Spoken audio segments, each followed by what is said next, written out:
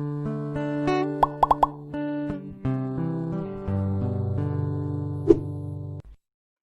teenager thought he'd found a baby doll dumped in a box, but then it suddenly opened its eyes. One teenager was on his way to school when he found a hat box on the street. He suddenly opened it up to find what he thought was a very realistic doll.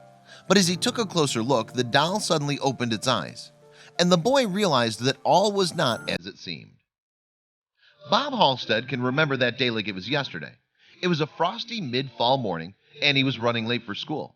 As a result, the 16-year-old missed his carpool and had to walk to Notre Dame High School instead. And the route may have been one he knew like the back of his hand.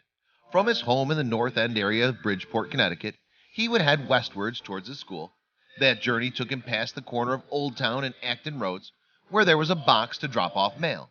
However, on the morning of November 1st, 1968, there was something different about that scene. Namely, there was a blue hat box beside the mail drop-off. And curiosity got the better of Halstead, so he decided to take a peek inside that box. As he did, though, he made the most stomach-churning discovery. Upon first inspection, Halstead believed he'd found an animatronic doll. It was moving a little bit within a velour sweater someone had wrapped it in. Then it opened an eye, and that's when the teenager realized that this was not a doll, but instead a living and breathing baby. Shocked, Halstead did what many teenagers would do. He ran home to tell his mom, Marie.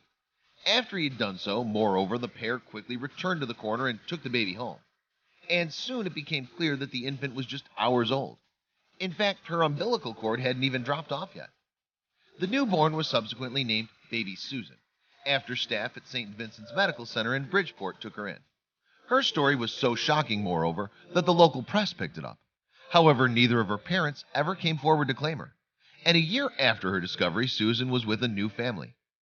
Baby Susan went on to live in the hamlet of Shirley in Long Island, New York. Her name became Susan Akimote, and she's known that she was adopted since she was 7 years old.